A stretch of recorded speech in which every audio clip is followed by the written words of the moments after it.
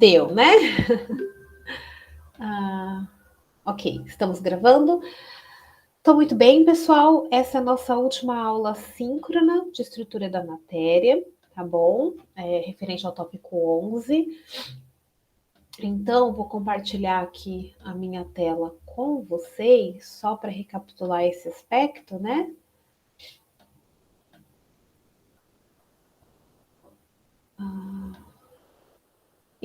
Peraí, apertei o botão errado. Tá indo. Então, só para recapitular, pessoal, nós estamos aqui na semana do dia 23, tópico 11, interações intermoleculares e materiais, nossa última aula síncrona. O tópico, o teste referente a esse tópico começa amanhã, então não percam aí o horário. E na semana que vem, do dia 2 ao dia 5, ou seja, da próxima quinta-feira até o próximo domingo, não tem encontro síncrono, vocês vão ter a prova referente ao tópico 6 a 11. Tá? Então, nessa semana, na semana do dia 5, não há encontro com monitores ou comigo, tá? Então, hoje é a nossa última aula síncrona, tá? Após isso, o que eu vou fazer? Bem, depois desse momento, vocês têm, então, só para recapitular aqui, né? Então, a organização da nossa aula, né? Eu sempre falo da versão final, dos testes, do tópico 11, mas só para recapitular. Então, até amanhã, vocês têm prazo para entrega da versão final do projeto. Foi disponibilizado ontem o link para entrega desses projetos, lembrando que o link só está disponível quando você estiver logado do seu e-mail institucional, tá bom? Então, para quem não sabe fazer isso, vocês vêm aqui na página, vou fazer aqui numa página, vocês vêm aqui numa página do Google e aqui vocês vão clicar e vão trocar a conta, vão adicionar a nova conta. Então, se vocês colocarem aqui gerenciar conta, e aí você, não é isso que eu queria fazer, não, desculpa.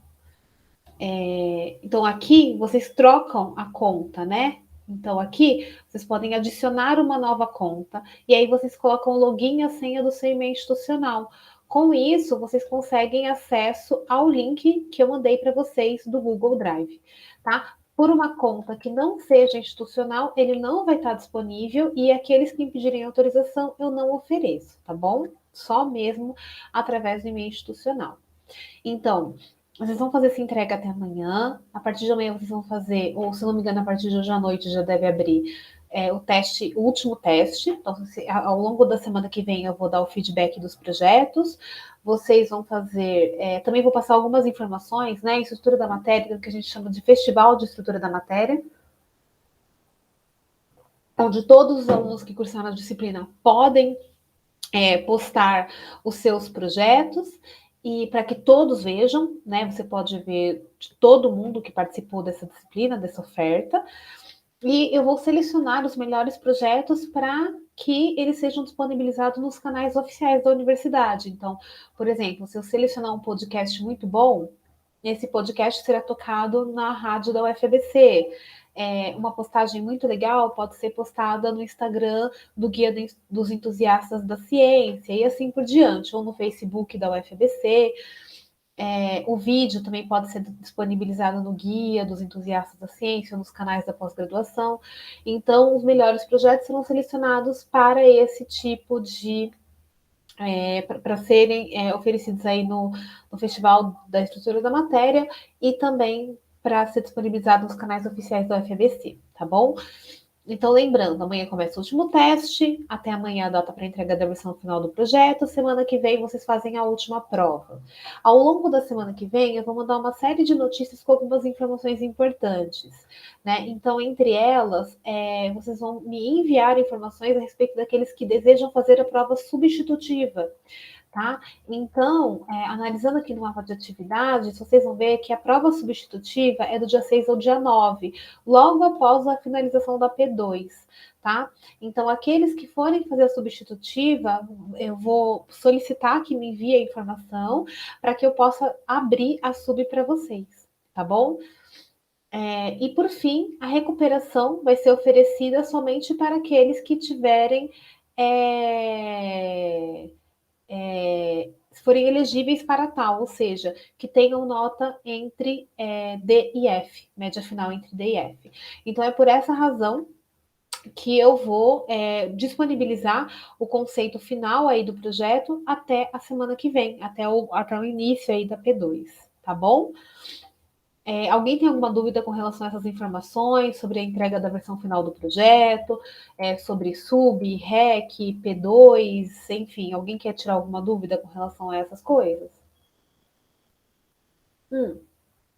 Antes das dúvidas, ontem eu enviei o feedback das pessoas que entregaram a primeira versão do projeto atrasada, infelizmente foi um pouco em cima da hora, eu não consegui fazer isso antes. Mas, enfim, os feedbacks foram enviados, acho que ainda dá tempo de fazer alguma modificação antes da versão final, tá?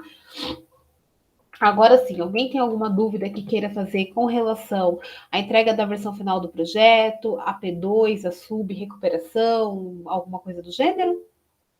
Tudo certo, Enzo? Obrigada. Beleza, lembrando que essas notícias aí eu vou retomando com vocês, né, a respeito de sub, rec, né? Eu também quero fazer um encontro com um membro de cada grupo para falar sobre os projetos, enfim. Então, ok? Muito bem. Tá. Então, seguindo aí com as nossas informações. O teste, ninguém essa semana mandou dúvida com relação ao teste, tá? Então, eu entendo que foi tudo ok, que não há nenhuma questão que vocês queiram comentar comigo. Alguém quer comentar alguma questão, alguma coisa específica do teste?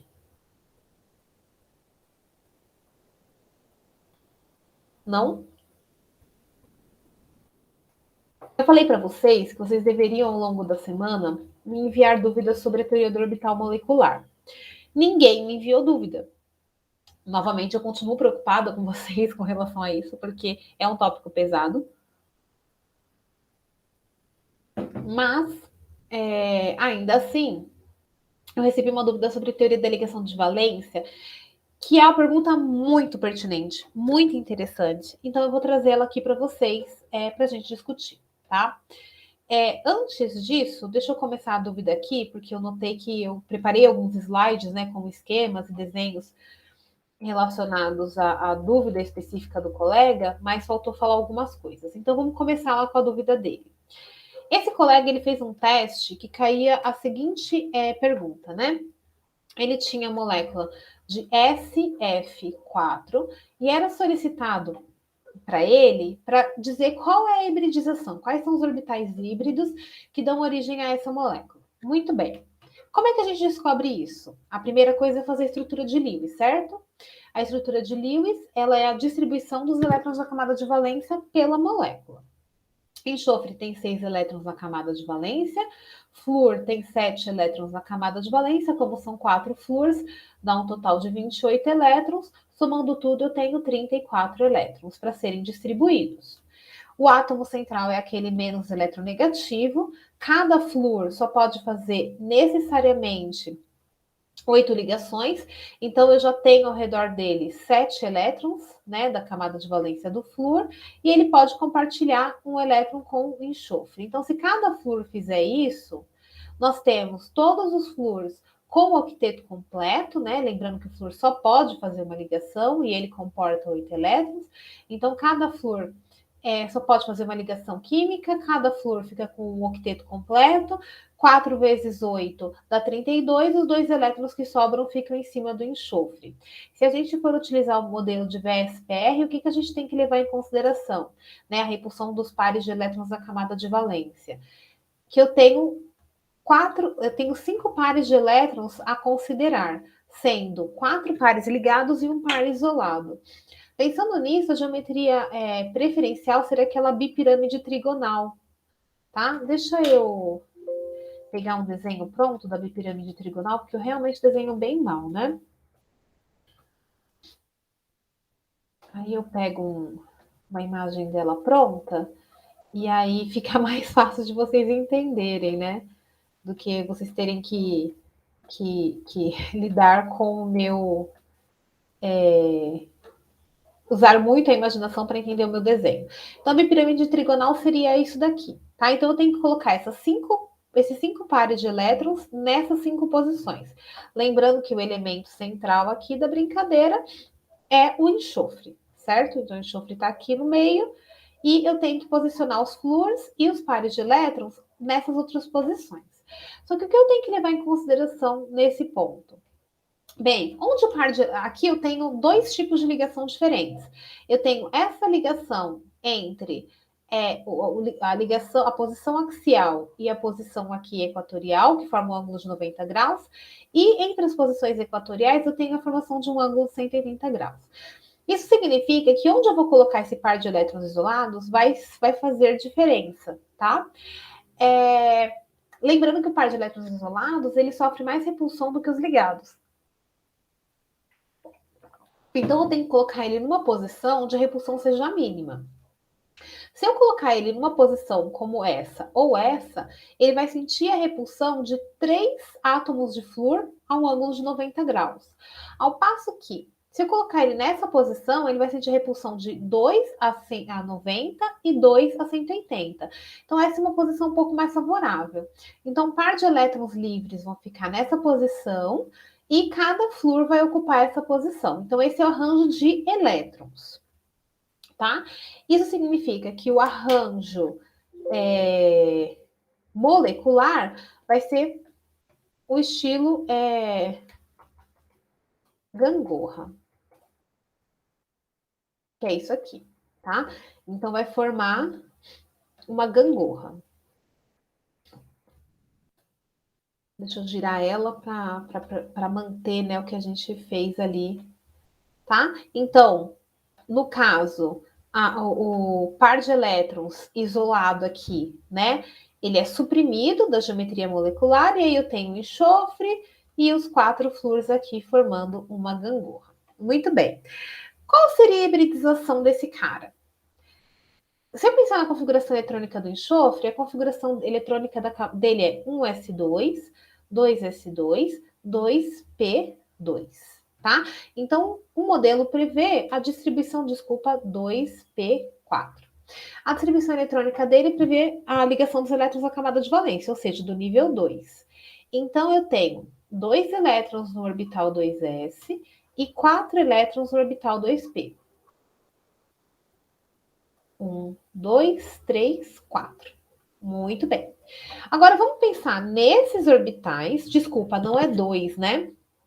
Aqui é 2p6, 3s2, 3p4 e a camada de valência dele está no nível 3, não 2. Então aqui é o 3s2 e aqui é o 3p4. Muito bem. Agora vamos pensar nesse enxofre. Ele está fazendo 3 ligações simples e um par de elétrons isolados. Ele tem esses orbitais aqui na camada de valência? Para fazer 4 ligações simples, ele precisa ter na camada de valência 4 orbitais ocupados por apenas um elétron. E no momento ele só tem 2. Como ele tem um par de elétrons isolados, significa que nos orbitais da camada de valência eu preciso ter um orbital com um par de elétrons ocupando, e ele tem 2. Então eu preciso reorganizar esses elétrons de modo a produzir os orbitais necessários, ou seja, 4 orbitais na camada de valência, cada orbital com um elétron cada, e um orbital da camada de valência com 2 elétrons. Dá para promover algum elétron para alguma posição que me origine isso? Não dá. Só que a gente tem que lembrar que o nível 3 significa que n é igual a 3. Quando n igual a 3, L pode assumir os valores de 0, 1 e 2, sendo que 0 representa o orbital S, que é esse cara aqui. 1 representa o orbital P, que é esse cara aqui, e o 2 representa o orbital D, que não está aqui. Ou seja, existe um 3D, mas no caso do enxofre, esse orbital 3D, ele está vazio, porque o enxofre ele não tem elétrons para ocupar esses orbitais. Então, ótimo. Eu vou pegar um elétron desse, injeto para cá e hibridizo todo mundo. Quando eu fizer isso, o que, que eu vou ter? Eu vou ter a junção, vou colocar aqui em cima o orbital híbrido, tá? Eu vou ter a junção de um orbital S. Primeiro eu vou formar 5 orbitais. Então, 1, 2, 3, 4, 5. Sendo que vai ser o orbital S hibridizou, ele tem 2 elétrons. Os 3 orbitais P hibridizaram. Só que como um elétron foi promovido para cá, cada orbital P só tem um elétron. E um orbital D foi hibridizado, e como eu tinha promovido um elétron daqui para cá, esse orbital tem um elétron. Então, formei o orbital híbrido sp3d. Muito bem. Legal. Então, eu formei o orbital que eu precisava. Agora eu tenho 4 orbitais de igual energia com um elétron cada, para formar as 4 ligações sigma, e um orbital com energia equivalente também, mas ocupado por 2 elétrons, para dar conta do par de elétrons isolados. Tranquilo, certo? Qual é a dúvida do aluno? Essa ainda não é a dúvida do aluno. A dúvida dele é a seguinte: quando eu penso no diagrama de Linus-Pauling e vejo a distribuição eletrônica, eu vejo que a ordem é 1s2, 2s2, 2p6, 3s2, 3p6, 4s2, 3d10. Então, a pergunta dele é a seguinte: se a distribuição eletrônica do enxofre é 1s2, 2s2, 2p6, 3s2, 3p4, o próximo nível não seria o 4s0 e depois o 3d0? Ou seja, esse elétron não deveria ter sido promovido por 4s ao invés do 3d? Essa é uma pergunta realmente muito interessante. Vamos pensar um pouco sobre isso. A primeira coisa que a gente... Aqui aconteceu uma coisa na outra turma e eu acabei não corrigindo. Vou pôr essa figura para baixo. A primeira coisa que a gente tem que pensar é o seguinte: o desenho correto da distribuição dos orbitais é essa daqui, tá? Então, para n igual a 1, aqui essa coluna representa o n, aqui representam os L's. Então, aqui, todos os S significa que o L é 0, todos os P's significam que o L é 1, todos os D's significam que o L é 2 e todos os F significam que L é 3. Então, N igual a 1, N igual a 0. Nesse caso, L só pode ser igual a 0, porque a gente tem que lembrar que L varia de 0 até N menos 1, certo? Então, só pode ser 0. N igual a 2, L pode ser 0 ou 1. N igual a 3, L pode ser 0, 1 e 2. E assim por diante. Ah, mas cadê o 4, o 5 e o 6? Eles não aparecem porque não existe nenhum átomo com elétrons suficientes para justificar o preenchimento dos níveis com L igual a 4, 5 e 6, tá? Muito bem. O que vocês têm que notar nessa figura é o seguinte, olha só. Aqui, 3S, 3P e 3D têm a mesma energia.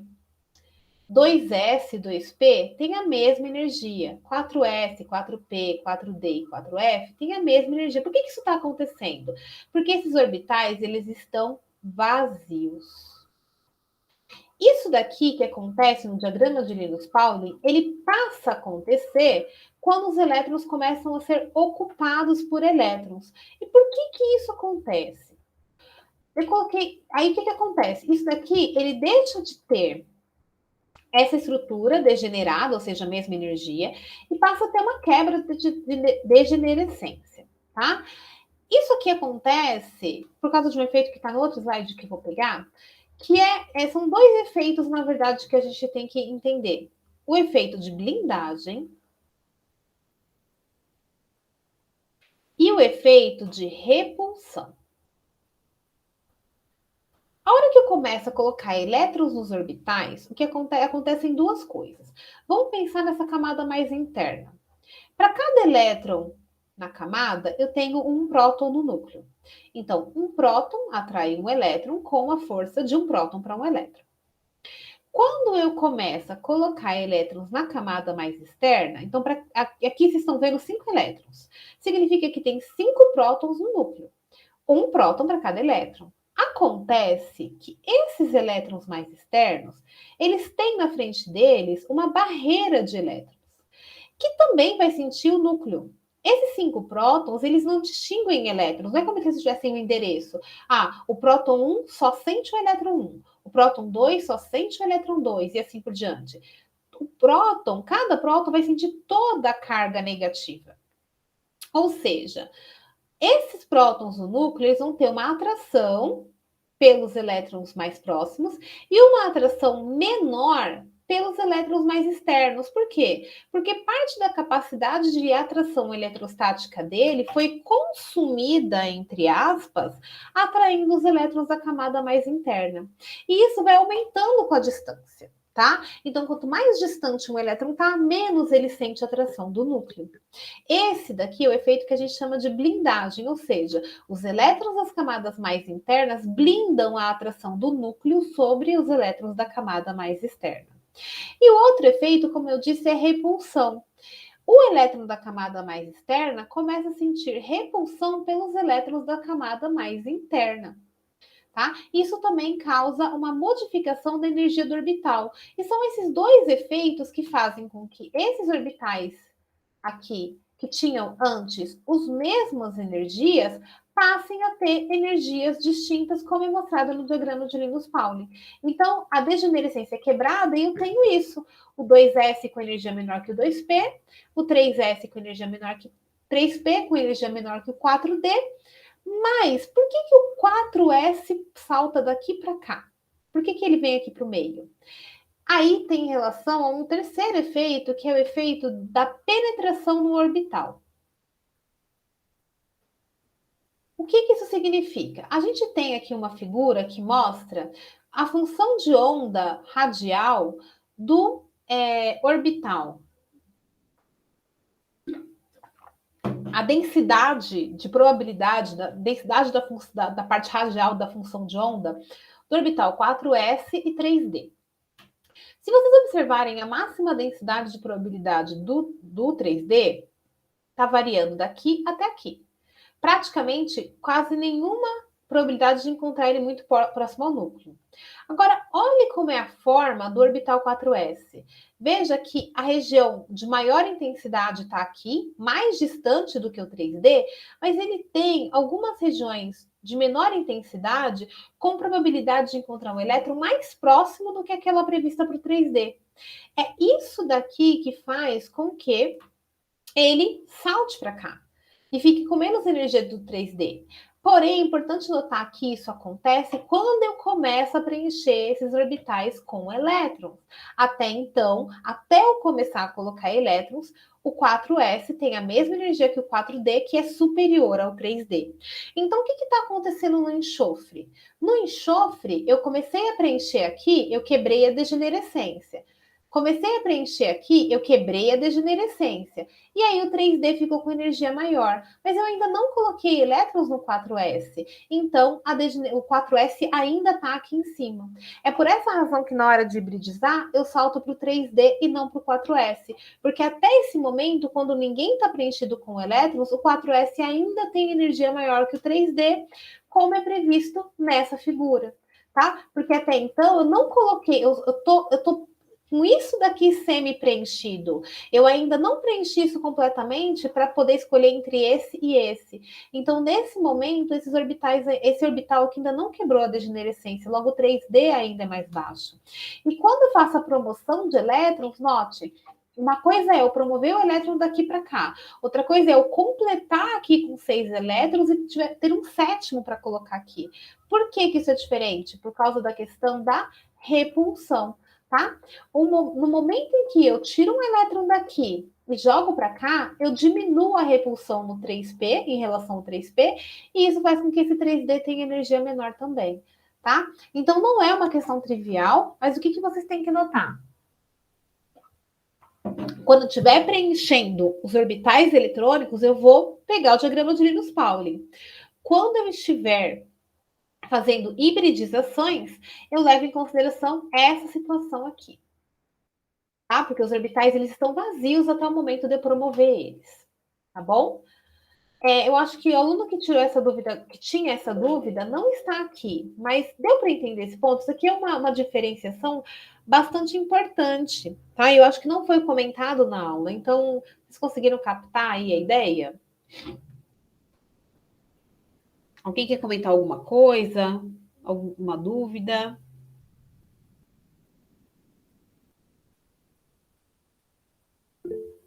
Beleza. Fala, galera, tudo? Beleza. Agora, com relação às dúvidas do tópico 11, tá? Eu recebi essas dúvidas. Bem, primeira dúvida. Identifique os tipos de força intermoleculares que podem agir sobre as seguintes espécies. Tá? Aqui já está o gabarito, mas como é que vocês vão fazer isso? Bem, existem três tipos de interações principais: as forças de London, Van der Waals, ou interações do tipo dipolo, e ponto e ligação de hidrogênio. London acontece quando as moléculas são apolares. Dipolo acontece quando as moléculas são polares. Ligação de hidrogênio acontece quando tem a molécula onde o hidrogênio está diretamente ligado a flúor, oxigênio ou nitrogênio. Levando isso em consideração, a gente consegue resolver esse exercício. Se vocês fizerem a estrutura de Lewis e aplicar o modelo VSEPR no caso do NO2, vocês vão ver que ela é uma molécula dipolar. Então, vai fazer uma interação do tipo dipolo. Além disso, ela não tem hidrogênio ligado a flúor, oxigênio ou nitrogênio, então não vai fazer ligação de hidrogênio. No caso do N2H4, ela é uma molécula polar, se eu não me engano, mas como ela tem nitrogênio ligado diretamente a hidrogênio, ela vai fazer ligação de hidrogênio. Mesma coisa do flúor, mesma coisa do metano, metanol. No caso do cloreto de metileno, ela é uma molécula polar, logo vai fazer uma interação do tipo dipolo. O CH2Cl2 é uma molécula apolar. Por essa razão, ela vai fazer interações do tipo London. Também não vai fazer ligação de hidrogênio porque não tem hidrogênio ligado a flúor, oxigênio ou nitrogênio.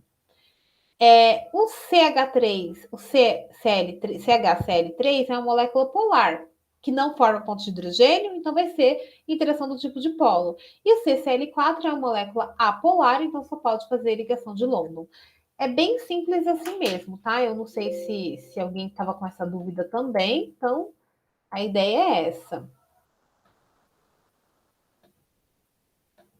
Outra dúvida que surgiu foi com relação a esse exercício, que era o exercício 3. Para justificar em termos das forças intermoleculares a diferença no ponto de ebulição entre esses conjuntos de compostos. Cada um deles tem uma justificativa diferente. Então, no caso do benzeno e do tolueno, ambas moléculas são apolares, tá? Nenhuma delas, se vocês desenharem essas estruturas, nenhuma delas são apolares. Nenhuma delas tem dipolo. Logo, a força intermolecular presente são de dispersões de London. Como elas têm a mesma composição química, o que vai diferenciar elas é o peso molecular. Então, como o tolueno tem um CH3 a mais, ela tem um peso molecular maior e por essa razão vai ter uma massa molar maior. No caso do N-propanol e do isopropanol, o que vai acontecer é que ambas formam ligação de hidrogênio. E ambas têm a mesma massa molar. Então, eles têm o mesmo tipo de interação e a mesma massa. O que vai diferenciar uma da outra é a geometria, é a forma da molécula. Então, eu vou pegar aqui, novamente, porque eu desenho muito mal. Então, eu vou pegar aqui só para vocês notarem as diferenças. Então, aqui, eu vou pegar essa daqui, ó. Então, esse é o propanol. E esse é o isopropanol. Cadê o isopropanol? Então, só para vocês observarem a diferença entre eles.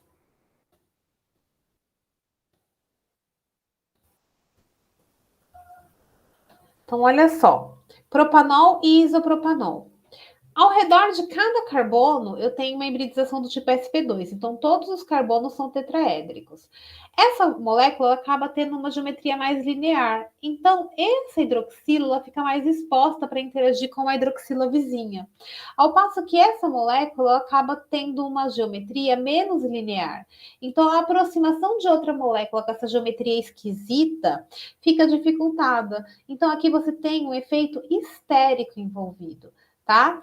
Essa daqui é mais impedida estericamente, essa hidroxila está menos disponível do que essa, então a ponte de hidrogênio formada aqui é menor, é menos eficiente do que essa. Então, notem, as duas formam ligação de hidrogênio, as duas têm a mesma massa molar, então a única diferença vai ser a geometria. No caso anterior, as duas formam o mesmo tipo de interação intermolecular, mas têm massas molares diferentes, tá bom? Deixa eu só jogar isso para cá para a gente continuar observando o exercício. Aqui, o terceiro é bem tranquilo, né?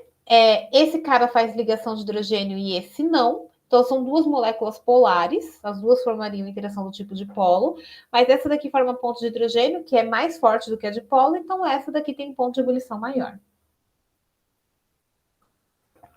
Por fim, aqui eu tenho duas moléculas polares, com massas molares diferentes e composições diferentes.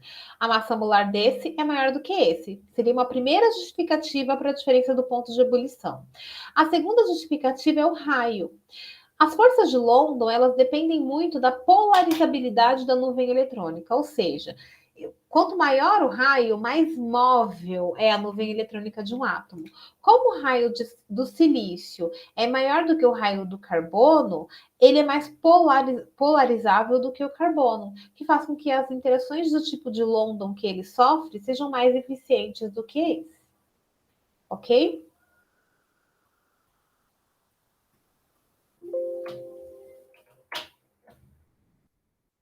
Tudo bem? Tem uma outra dúvida que me pediram, mas eu peguei a questão errada.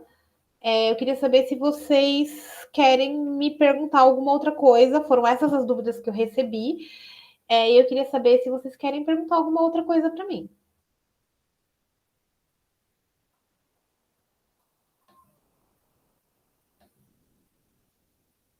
Nada, pessoal.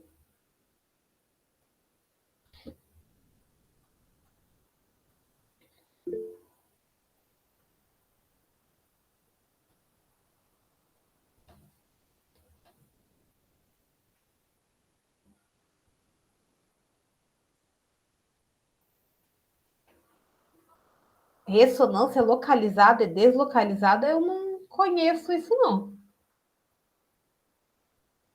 Você tem o um enunciado aí para eu entender melhor o que ele quer dizer com ressonância localizada? Ressonância é sempre deslocalizada.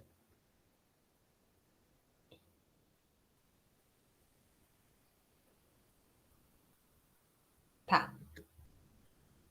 Tô aguardando.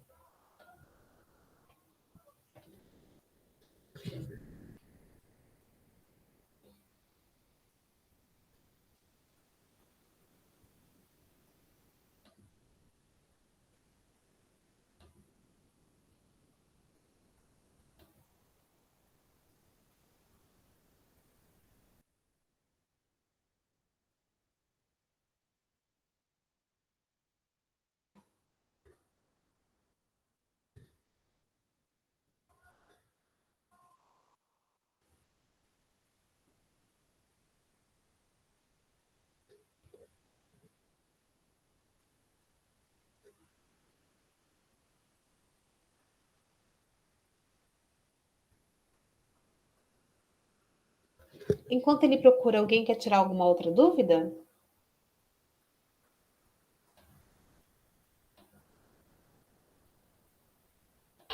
Professora, no meu teste caiu uma questão falando sobre comprimento de ligação.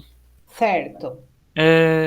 E eu tinha relacionado com a ordem de ligação, só Uhum. que eu errei a questão. Eu não sei se eu entendi direito, mas qual que é a relação da ordem de ligação com o comprimento de ligação? Quanto maior a ordem de ligação, menor o comprimento da ligação. Certo, eu tinha chegado nessa relação, mas eu errei a questão. Falava, comparava as moléculas de C2, Uhum. C2+, e C2-. Certo. Você pega o enunciado para mim, põe assim no chat, igual o colega colocou, e aí a gente discute. Pode ser? Tá bom. Então, ó, a pergunta é a seguinte: a pergunta do Enzo. Quais as moléculas abaixo exibirão ligações deslocalizadas, ressonantes? Ok. Então, não é sobre localizar, ressonante localizada ou deslocalizada. Então, sempre que tem ressonância, ela é deslocalizada, tá bom? Então, vamos lá. Vou pegar aqui o seu enunciado, Enzo, e vamos lá para minha lousa.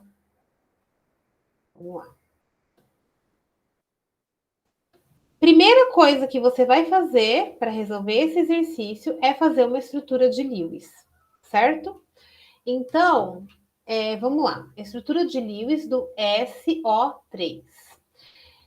Enxofre tem 6 elétrons na camada de valência, oxigênio também, só que eu tenho 3 oxigênios, o que vai me dar 18 elétrons.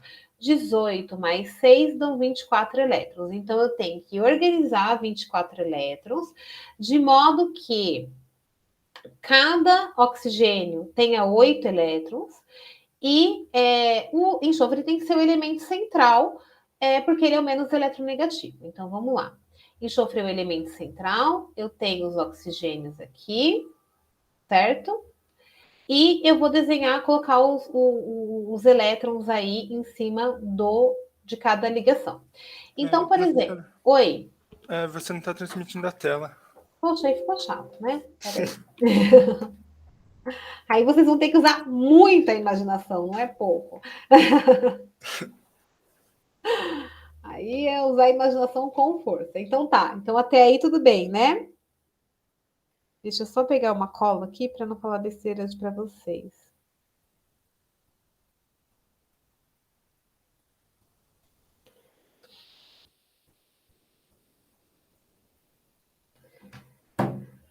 Ok.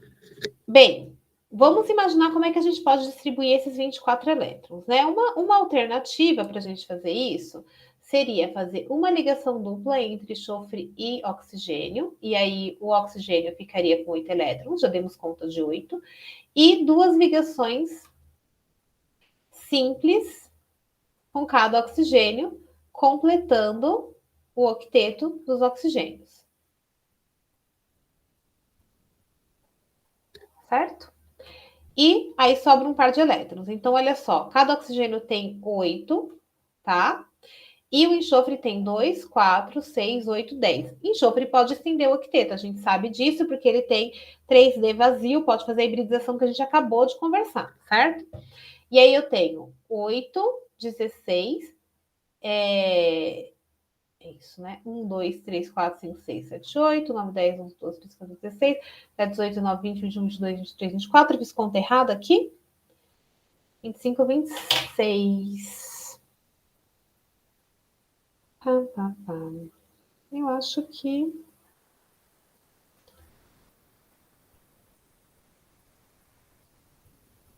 Não, tá certinho. Beleza. O que aconteceu é que eu coloquei um par de elétrons que não existia na brincadeira, certo? Vocês poderiam pensar em outra alternativa? Talvez, né? Talvez vocês pudessem pensar no oxigênio fazendo, no enxofre fazendo mais ligações duplas ou algo do gênero. Mas aí vocês têm que lembrar da questão da carga formal, né? Como era o cálculo da carga formal mesmo? Vamos pegar lá. Aqui. A gente viu carga formal em ligações químicas. Vamos caçar lá o cálculo da carga formal.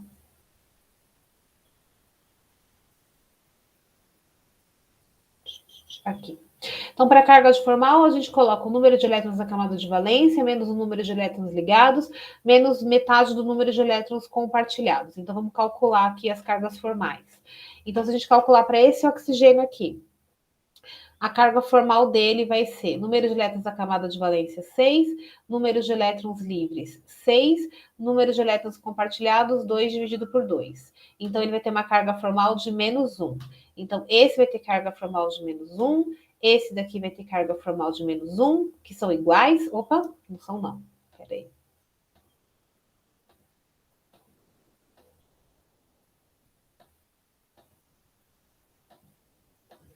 Esse vai ter carga formal de menos 1. E esse daqui, vamos ver, para esse oxigênio que faz ligação dupla. Então, a carga formal vai ser 6, que são o número de elétrons da camada de valência, 4, número de pares livres, 4 dividido por 2, número de elétrons ligados. 6 menos 4 dá menos 2, menos 2, né? Porque 4 dividido por 2 dá 2, dá 0. Então, a carga formal desse cara é 0. Vamos ver para enxofre. Qual a carga formal para enxofre? Então, ele vai ter carga formal 6, que é o número de elétrons da camada de valência, 0, número de elétrons pares livres, e 2, 4, 6, 8 ligados, dividido por 2, vai me dar um total de 6 menos 4, menos 2. Se vocês fizerem outras estruturas equivalentes, a combinação de cargas formais vai ser maior do que isso. Então, essa daqui é a estrutura mais estável. Mas o que é importante notar disso daqui? Notem que eu vou fazer uma representação com tracinhos ao invés de representar os elétrons agora, tá? Então, vai ficar, eu tô falando isso aqui, certo? Com carga formal 0, menos 1, mais 2. Agora, me digam o seguinte, isso daqui, ó, é diferente da representação inicial? Ou isso daqui?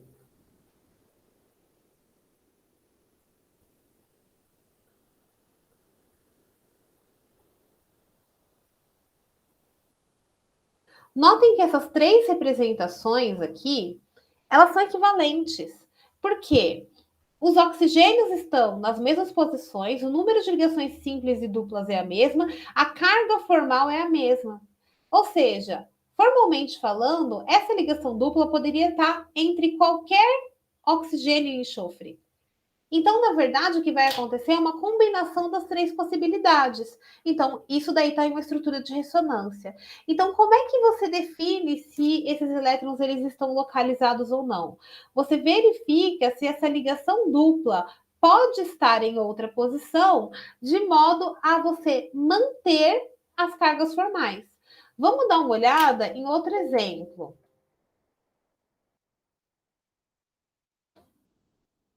Opa.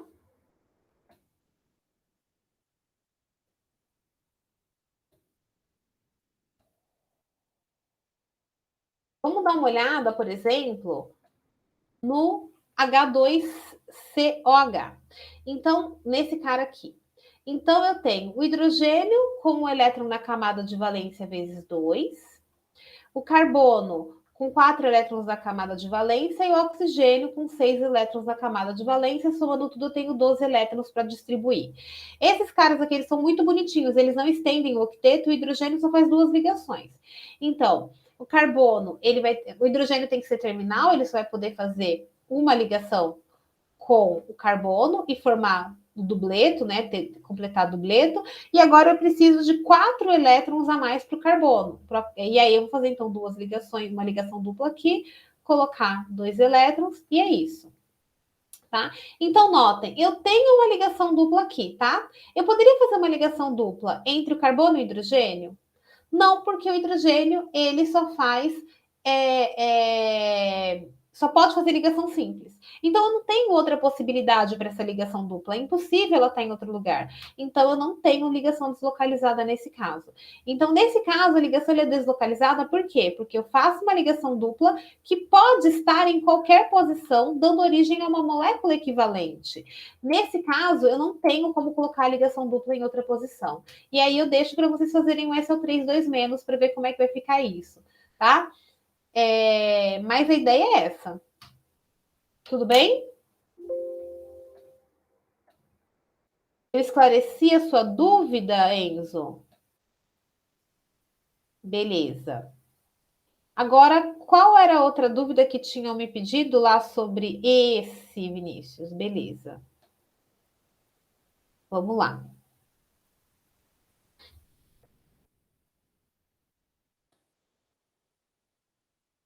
De acordo com a teoria de orbital molecular, qual é a ligação mais curta? A primeira coisa que a gente tem que entender sobre ligação mais curta é que antes da teoria do orbital molecular, a gente entendia que as ligações elas estavam localizadas no eixo interatômico. Então, se eu tenho a molécula A e a molécula B formando uma ligação química, o que vai acontecer é que elas vão estar distantes, daí elas vão se aproximar, e nesse momento da aproximação, eles vão compartilhar elétrons. Se eles compartilham um par de elétrons, a aproximação é uma. Se eles compartilham 2 pares de elétrons, é como se eles aproximassem mais. E se eles compartilham 3 pares de elétrons, é como se eles se aproximassem ainda mais. Ou seja, o comprimento da ligação ele aumenta nesse sentido. A tripla é mais curta que a dupla, que é mais curta que a simples. Essa é uma observação experimental. Só que agora a gente sabe que a ligação química ela não está localizada entre os átomos. Na verdade, quando os átomos se unem, eles formam um novo orbital molecular. Os elétrons eles estão ao redor desse novo orbital molecular. E aí a gente chama isso de ordem de ligação, tá? A ordem de ligação ela é dada pelo número de elétrons em orbitais ligantes menos o número de elétrons em orbitais antiligantes dividido por 2. Quanto maior esse resultado, mais curta é a ligação. Para a gente verificar isso no caso do C2, C2 mais e C2 menos, a gente tem que desenhar o diagrama de orbitais moleculares para esse cara. Primeira coisa que a gente vai observar é que, no caso do C2, o carbono ele tem a seguinte distribuição eletrônica: 1s2, 2s2, 2p2, tá? Então, orbitais do tipo S só podem fazer ligações do tipo sigma. Então, eu vou ter aqui,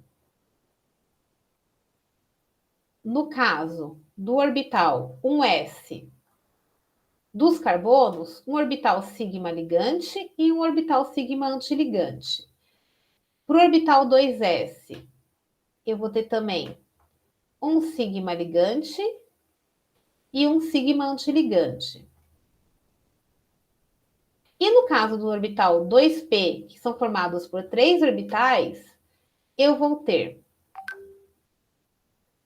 um orbital sigma ligante, um orbital sigma antiligante e 2 orbitais p ligante e 2 orbitais pi antiligante. Então, aqui é sigma, sigma antiligante, sigma, sigma antiligante, os 2 orbitais pi antiligante. Só retomando o que está acontecendo aqui. Então, eu tenho o átomo A e o átomo B, cada um se aproximando com seus orbitais do tipo S.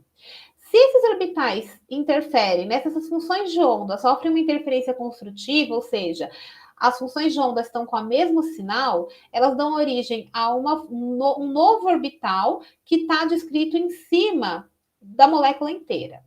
Se eles interagem de maneira destrutiva, ou seja, as funções se somam fora de fase, eles dão origem a um orbital que está em cima dos átomos A e B, mas que tem um plano nodal bem no espaço da região interatômica. No caso de orbitais do tipo π, você tem 3 representações no espaço: Px, Py e Pz. O orbital P, que está no eixo interatômico, vamos supor que seja o eixo X, então o eixo interatômico é aquele eixo que passa pelo núcleo dos átomos. Então, o orbital que está em cima desse eixo seria o Px, ele é descrito dessa forma, né?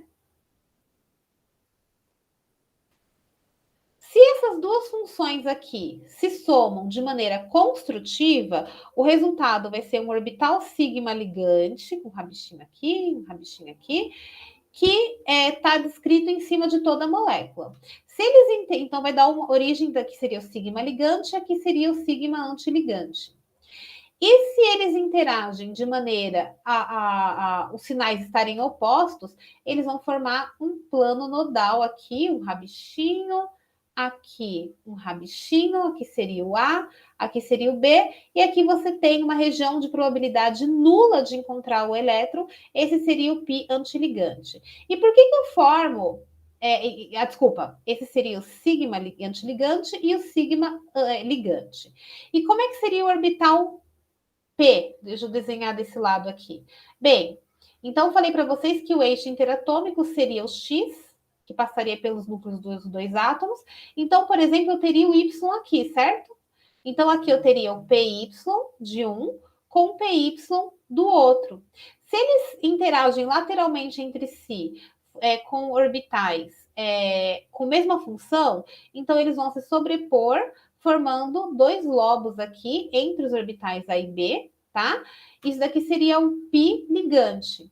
Se eles interagem fora de fase, ou seja, com sinais invertidos, eu vou ter uma repulsão dos orbitais, vai formar tipo uma borboleta, onde aqui eu tenho o orbital, o átomo A e o B, com uma probabilidade zero de encontrar o elétron no eixo interatômico. Então, esse aqui é o π antiligante.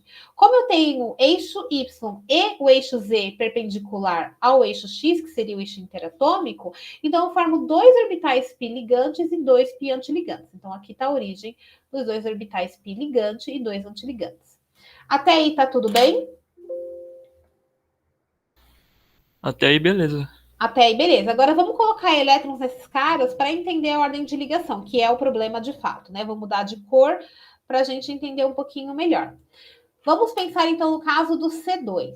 Então, eu fiz a distribuição eletrônica do carbono. Então, cada carbono tem 2 elétrons no orbital S, um S, 2 elétrons no orbital 2S e 2 elétrons no orbital 2P.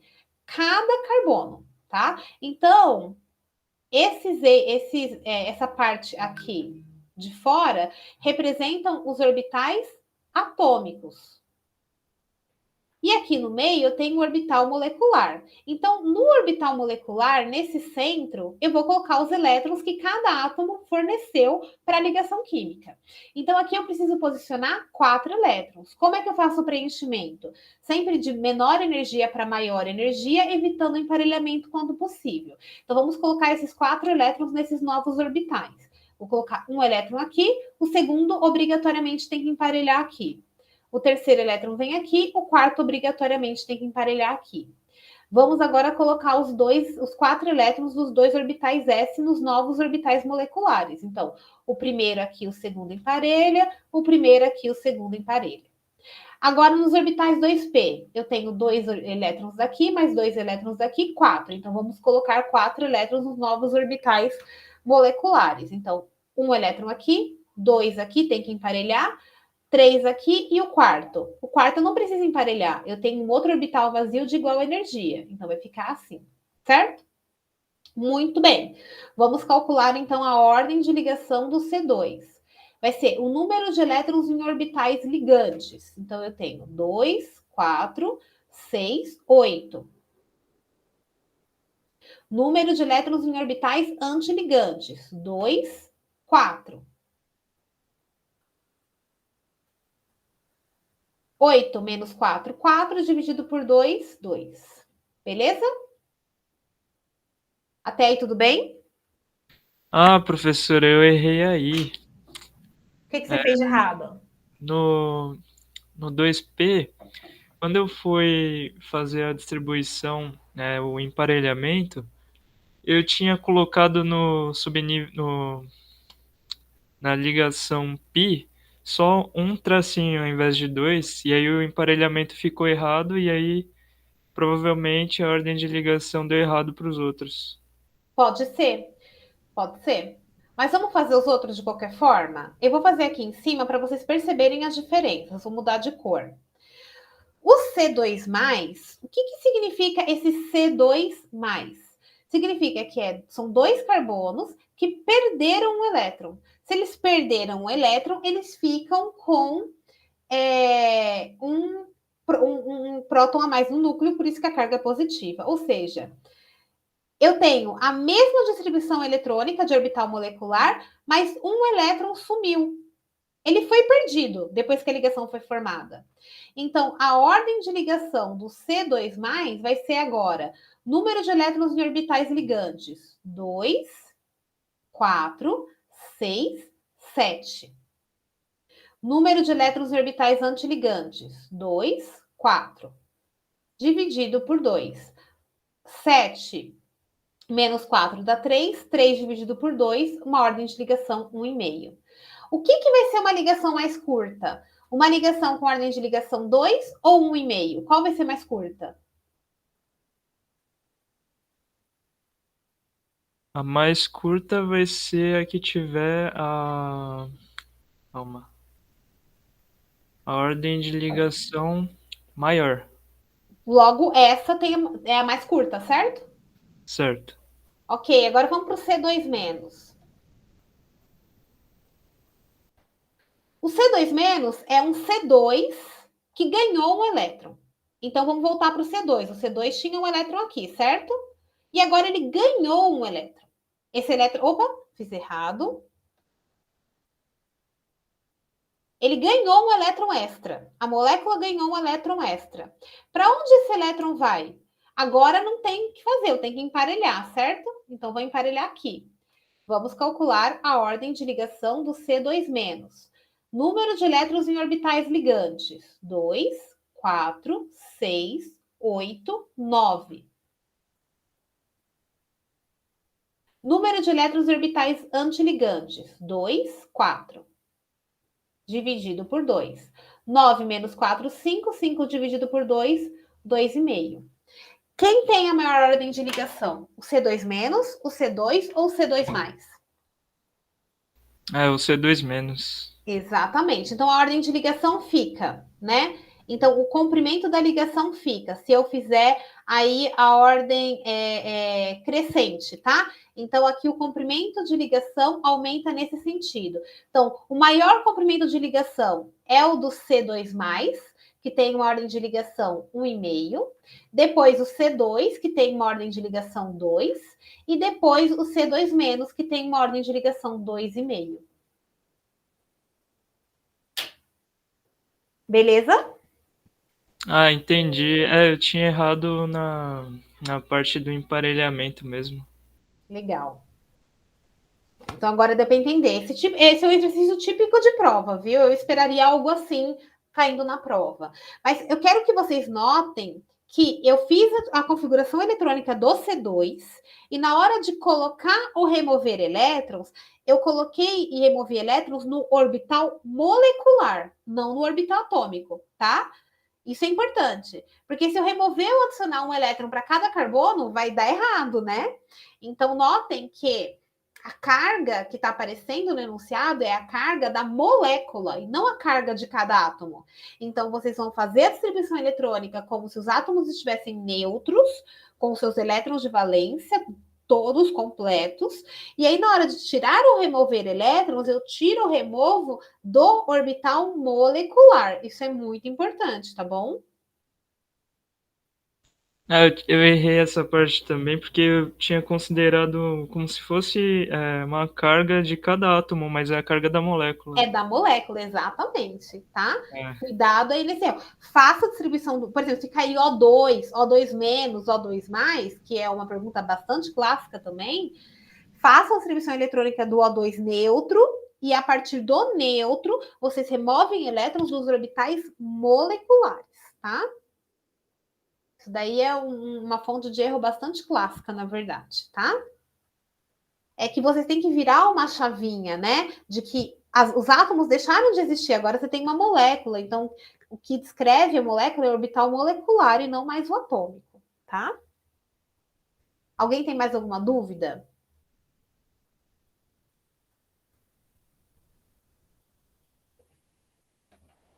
Não? Certo, pessoal. Então é isso. A gente vai fazer assim. Como vocês sabem, semana que vem vocês têm prova. e a gente não tem nossa aula síncrona. Então, se surgir algum momento daqui até a prova abrir, não adianta mandar dúvida enquanto a prova estiver aberta, que eu não posso responder, tá? Mas se vocês tiverem alguma dúvida que surja entre hoje e quarta-feira, antes da prova abrir, me mandem por e-mail que eu respondo a tempo para vocês não irem para a prova com dúvida. Agora, realmente, durante o período que a prova estiver aberta, eu não vou ter condições de responder dúvidas de vocês, tá bom? Ok? Vamos ficar combinados assim? Beleza. Beleza? A prova vai ser, tipo, no mesmo modelo que foi a primeira? Sim, exatamente no mesmo modelo. Mesmo número de questões dissertativas e discursivas. E Beleza. alternativas, isso, tá bom? Só os tópicos que mudam, tá? Mesmo tempo, vocês têm 3 horas. E o período um pouquinho maior, né? Vai de quinta a domingo, tá? Beleza. Então tá bom. Então, assim que eu vou interromper a gravação, então, agora, e assim que ela cair no meu e-mail,